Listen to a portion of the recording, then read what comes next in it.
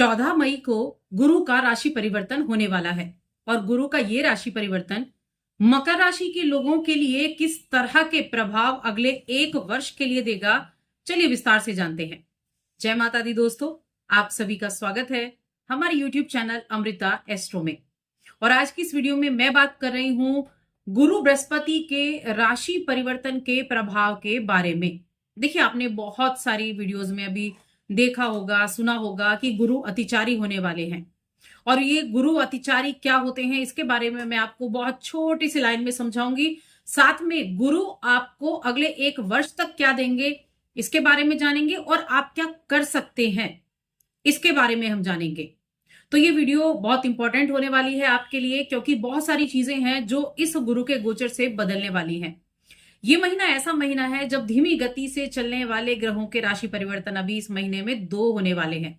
देखिए, शनि पहले ही राशि बदल चुके हैं। अब 14 तारीख को गुरु का राशि परिवर्तन है, उसके 4 दिन बाद फिर राहु केतु का राशि परिवर्तन है।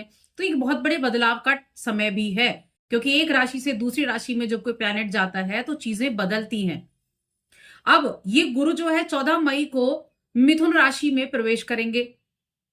अब मिथुन राशि में, एक राशि में 12 से 13 महीने रहते हैं। मिथुन राशि में इनका जो गोचर होगा वो जून 2026 तक रहेगा। लेकिन अतिचारी क्या है? अतिचारी का मतलब है कि देखिए, एक तो समय सीमा हो गई कि इस इतनी दूरी में, यानी इतने लंबे समय में हम एक जगह पर पहुंचने वाले हैं। लेकिन अगर गति बढ़ जाए तो उसको हम अतिचारी बोल देंगे, क्योंकि गुरु क्या करेंगे, गुरु ने 14 मई को राशि बदली और 18 अक्टूबर को ये एक बार फिर से राशि बदलेंगे। ये कर्क राशि में प्रवेश कर जाएंगे 18 अक्टूबर को। यानी कि जो राशि इनको 1 वर्ष के बाद बदलनी थी वो ये 18 अक्टूबर को बदल लेंगे। इतनी तेज गति से ये चलेंगे। अब यहां ये कुछ वक्त तक रहेंगे। कब तक रहेंगे? 5 दिसंबर तक। 18 अक्टूबर से 5 दिसंबर तक ये कर्क राशि में रहेंगे और 5 दिसंबर को एक बार फिर से ये मिथुन राशि में आ जाएंगे। और अगले कुछ वर्षों तक ये ऐसे अतिचारी रहने वाले हैं।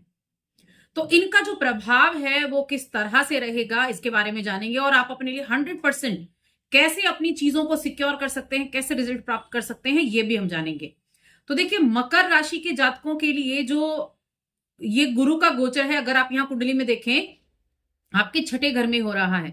3 नंबर की राशि यहां 6ठे नंबर पे लिखी है, 6ठे भाव में।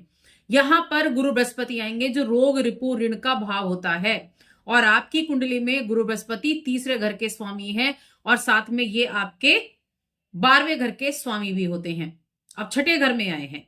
पहली चीज तो 6ठे घर की जो पोजीशन है ना, वो बहुत अच्छी नहीं कही जा सकती। कुछ चीजों में अच्छी है, कुछ चीजों में सावधानी भी है। लेकिन गुरु की दृष्टियां बहुत अच्छी होती हैं।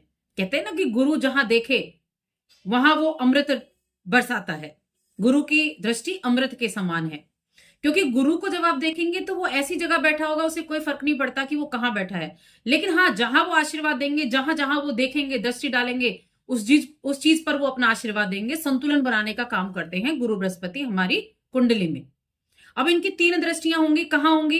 पहली दृष्टि इनके 10th हाउस पर होगी, दूसरी दृष्टि इनके 12वें घर पर होगी और तीसरी दृष्टि इनके आपके धन भाव पर होगी। तो आपका 10वां, 12वां और दूसरा भाव इफेक्ट हो गए। करियर का भाव है, खर्चे का भाव है, धन का भाव भी है, वाणी का भाव भी है। ये आपके भावों पर दृष्टि ये क्या देंगे? अब पहले हम कुछ पॉजिटिव चीजें जानेंगे कि किन चीजों में अच्छे रहने वाले हैं, उसके बाद किन चीजों में सावधानी रखनी है, उसके बाद क्या, कैसे आप उन चीजों को ठीक कर सकते हैं। सबसे पहली चीज तो 12वें भाव पर दृष्टि, यानी कि आपके खर्चे संतुलित होने वाले हैं। जिनके खर्चे बढ़े हुए थे ना, कि बिना वजह के पता नहीं कहां से खर्चे आ जाते थे, तो वो खर्चे अब आप उनको ठीक कर पाएंगे, संतुलित कर पाएंगे।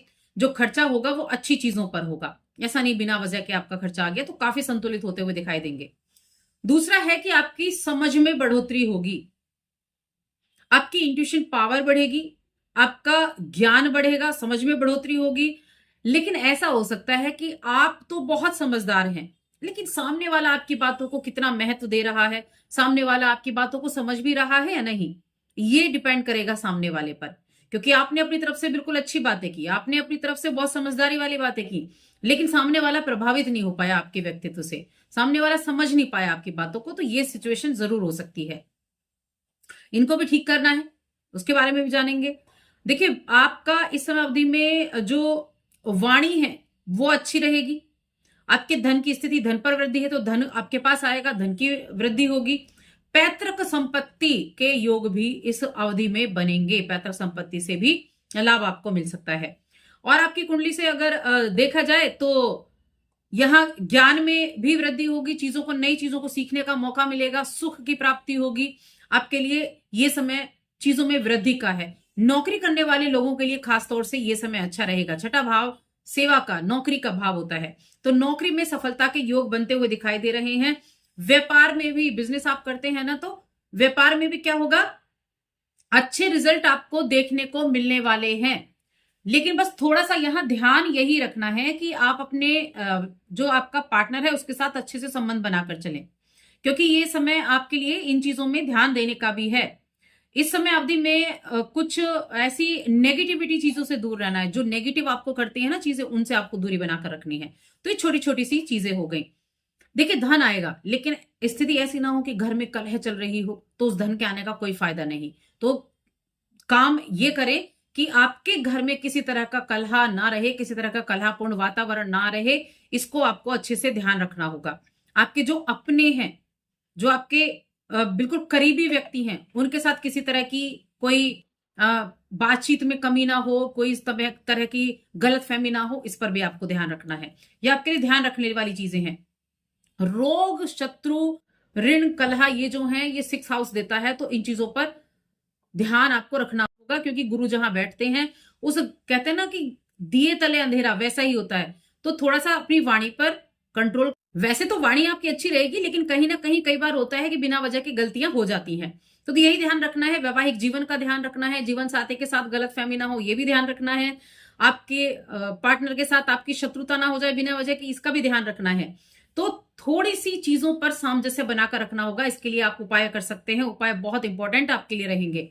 और ये जो टाइम पीरियड होगा ना, जब 18 अक्टूबर को गुरु कर्क राशि में जाएंगे, यानी आपके सप्तम में जाएंगे, तब आपके लिए अपने व्यक्तित्व को चमकाने का भी समय रहेगा, क्योंकि तब आपके सप्तम से आपके पहले भाव पर दृष्टि पड़ेगी। तो वो टाइम पीरियड आपके लिए काफी अच्छा होने वाला है। लाभ की प्राप्ति भी उस समय अवधि में होगी, तो वो समय अच्छे लाभ आपको देकर जाएगा। तो यहां चीजें मिले जुले प्रभाव देंगी, कुछ चीजें बढ़िया भी हो जाएंगी। उपाय मैं आपको ऐसे बताऊंगी जो 100% अगर आपने कर लिए तो सारी चीजों से आपको अच्छे रिजल्ट प्राप्त होने वाले हैं। क्या उपाय करना है? हनुमान चालीसा का पाठ 3 बार हनुमान चालीसा पढ़नी है सुबह को प्रतिदिन। इन चीजों को याद रखें। दूसरा उपाय है राम रक्षा स्तोत्र का पाठ, ये आप करें, प्रतिदिन करें। सिर्फ 2 उपाय, और जब मौका मिले तब मंदिर जाए। सिर्फ ये उपाय करने से आप यकीन मानिए आपके जीवन से जुड़े हर एक क्षेत्र से आप लाभ प्राप्त कर सकते हैं। बिजनेस अच्छा चला सकते हैं, धन की प्राप्ति अच्छी होगी, कलहपूर्ण वातावरण को आप ठीक कर सकते हैं, आपके वैवाहिक जीवन को ठीक कर सकते हैं। तो चीजों में बहुत प्रभाव आपको देखने को मिलेगा इन उपायों से। तो बस आज की इस वीडियो में इतना ही। वीडियो कैसी लगी हमें कमेंट करके जरूर बताएं। चैनल पर पहली बार आए तो सब्सक्राइब करके जाएं। जय माता।